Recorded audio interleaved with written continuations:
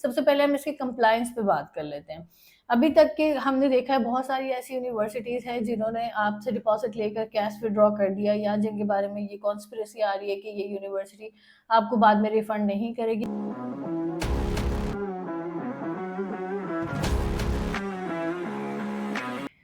अस्सलाम वालेकुम students, my name is Aatika Gill and I am the CEO of Aegis consultant. आज की वीडियो में हम बात करेंगे ग्रीनिच यूनिवर्सिटी के बारे में। ग्रीनिच यूनिवर्सिटी की हम रैंकिंग, फीस, कोर्स और बाकी चीज़ों इंग्लिश रिक्वायरमेंट के ऊपर हम बाद में बात करेंगे। सबसे पहले हम इसकी कंप्लायंस पे बात कर लेते हैं। अभी तक के हमने देखा है बहुत सारी ऐसी यूनिवर्सिटीज़ हैं जिन्होंने आपसे डिपॉज़िट लेकर कैश विथड्रॉ कर दिया या जिनके बारे में ये कॉन्स्पिरेसी आ रही है कि ये यूनिवर्सिटी आपको बाद में रिफंड नहीं करेगी। ग्रीनिच का ऐसा कोई सिस्टम रहा नहीं है अभी तक। हमने जितना इसको प्रोसेस किया और हमने जितना इसको देखा है, ये यूनिवर्सिटी की ओवरऑल कंप्लायंस भी ठीक है और अभी तक इसके मामलात बिल्कुल भी ख़राब नहीं हुए हैं।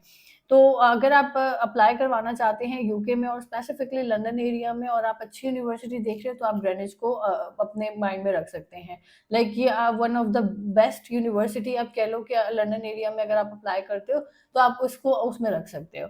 अब अगर हम बात करें इसके कैंपसेस के बारे में, एक इसका आ जाता है मेन लंदन में जो इसका मेन कैंपस है, उसके बाद इसका आ जाता है मेडवे कैंपस है और एक इसका जो है एवरी हिल का कैंपस है। अब जो मेन जो इनका कैंपस है वो उसमें तो बहुत खूबसूरत हिस्टोरिक आपको पता चलता है कि वो आर्किटेक्चर उस तरह का है। एक बहुत मतलब लाइक वो जो यूके की पुरानी-पुरानी बिल्डिंग्स होती है ना, उस तरह का वो आपको आइडिया हो जाएगा कि ये वाली यूनिवर्सिटी में जब आप जाते हो। एवरी हिल का जो कैंपस है उसमें थोड़ा-सा ग्रीनरी वाला एरिया आ जाता है और जो दूसरा वाला है वो बाकी कहने का मकसद ये है कि अगर आप ओवरऑल इस यूनिवर्सिटी में अप्लाई करते हो तो आप पूरी जो कैंपस की फील लेना चाहते हो आप वो ले सकते हो। कैंपसेस में किस तरीके से कोर्सेज़ ऑफर हो रहे हैं उसके बारे में बात कर लेते हैं। अगर हम ग्रीनिच में जो मेन कैंपस है उसके बारे में बात करेंगे तो law, social sciences, business management, mathematics, creative arts आपको उसमें मिल जाएगा मेन कैंपस में। एवरी हिल कैंपस में आपको एजुकेशन, नर्सिंग, हेल्थ साइंसेज़ इस तरह के सब्जेक्ट्स मिल जाएँगे और मिडवे कैंपस में आपको साइंस और इंजीनियरिंग का मिल जाएगा। तो ज आपका जिस तरह का भी कोर्स है, जिस तरह का भी आप देख रहे हो, ओवरऑल कोर्सेज़ को ये यूनिवर्सिटी कवर कर रही है। अगर हम एंट्री रिक्वायरमेंट की बात करें तो अंडर ग्रेजुएट के लिए जो स्टूडेंट डायरेक्टली जो इसमें अप्लाई करते हैं, एक होता है पाथवे, एक होता है डायरेक्टली। तो आप उसमें 70% मार्क्स चाहिए अगर आपने एफए किया हुआ है, आईसीएस किया हुआ है, आईकॉम किया हुआ है, आपने कुछ भी किया हुआ है, तो आपके 70% मार्क्स हो तो आप डायरेक्ट एंट्री के लिए एलिजिबल होते हो। और मास्टर्स के लिए अगर हम बात करें तो 2+2 वाली डिग्रीज़ के जो स्टूडेंट्स हैं उनको चाहिए होगा 60% चाहिए होंगे और जो बाकी जो जिनकी 4 इयर्स की डिग्री है उनको 65% मार्क्स चाहिए होंगे। गैप पॉलिसी के बारे में बात करेंगे नहीं उससे पहले हम इंग्लिश रिक्वायरमेंट पे बात कर लेते हैं। मास्टर्स के स्टूडेंट्स के लिए भी ये यूनिवर्सिटी जो है 6 overall no less than 5.5 accept कर रही है और उसके साथ ऑक्सफोर्ड ईएलएलटी भी एक्सेप्ट कर रही है। तो उस लिहाज से भी ये यूनिवर्सिटी की जो इंग्लिश रिक्वायरमेंट है वो थोड़ी-सी लीनिएंट है as compare to other universities. Gap के बारे में अब हम बात करेंगे। गैप जो है मास्टर्स वाले स्टूडेंट्स को ये 5 इयर्स तक का गैप एक्सेप्ट हो जाता है। आइडियली हम ये कहते हैं अप टू 5 इयर्स के केसेस भी रहे हैं, लेकिन ये कि आइडियली जो है वो 5 इयर्स का गैप एक्सेप्ट होता है और इसी तरीके से अगर हम बैचलर्स की बात करें तो 3 इयर्स का गैप एक्सेप्ट होता है। अब किसी जगह पे कहा जाता है कि ये यूनिवर्सिटी अप टू 3 इयर्स का गैप ले लेती है, लेकिन वही बात है कि आइडियल सिचुएशन ये होती है। उसके बाद ये होता है कि अगर आपका उससे ज़्यादा का गैप हो तो वो फिर यूकेवीआई कंप्लायंस की तरफ से भी मसला हो सकता है, तो फिर वो स्टूडेंट जो है वो थोड़ा-सा अवॉइड करें। इनिशियल डिपॉज़िट देखें, अगर इनिशियल डिपॉज़िट जो है 3000 पे ये आपको इनिशियल डिपॉज़िट ले लेती है, लेकिन कैश के लिए आपको 5000 पाउंड्स देना पड़ता है। तो ओवरऑल अगर हम बात करें तो 8000 पाउंड्स पे ये यूनिवर्सिटी जो है इनिशियल डिपॉज़िट पे आ जाती है।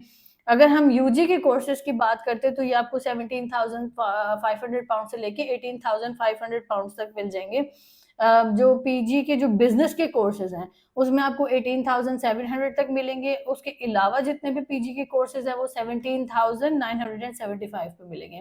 एमबीए का जो कोर्स है वो 20,000 में मिलेगा और अगर एमबीए 2 इयर्स का है तो वो आपको 22,000 का मिलेगा। और जो उसके अलावा कोर्सेज़ हैं जो कि प्लेसमेंट के साथ हैं वो आपको 21,000 के मिल जाएँगे। जब प्लेसमेंट की बात हुई है, मैं दोबारा आपको रिकमेंड कर रही हूँ कि आगे जितने भी स्टूडेंट्स हैं वो प्लेसमेंट के साथ अप्लाई करें।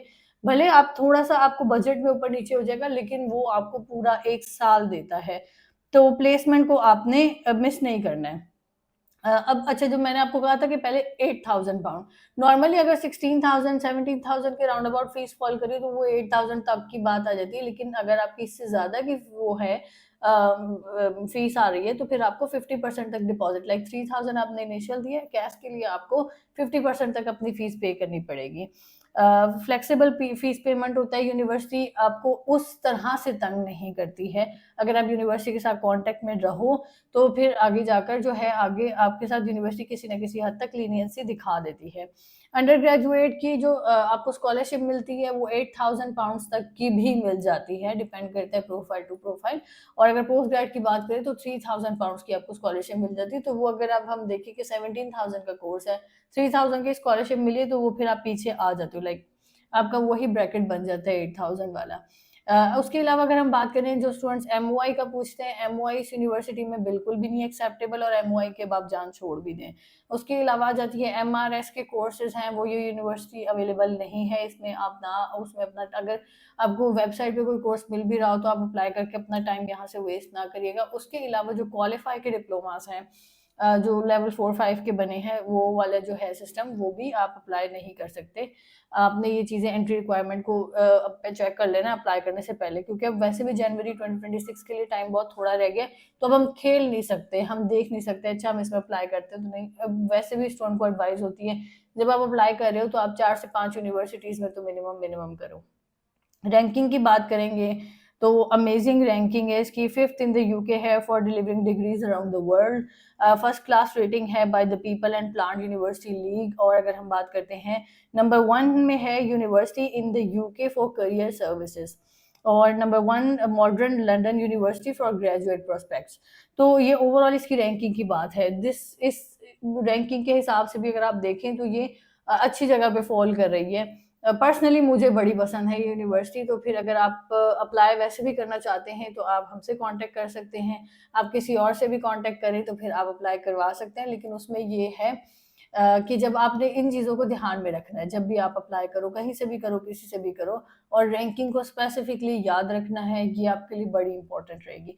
This is all for now. अगर आपको इससे रेलिवेंट कोई भी क्वेश्चन हो, कोई भी क्यूरी हो, आप मुझसे, मेरी टीम से कांटेक्ट कर सकते हैं। Thank you so much.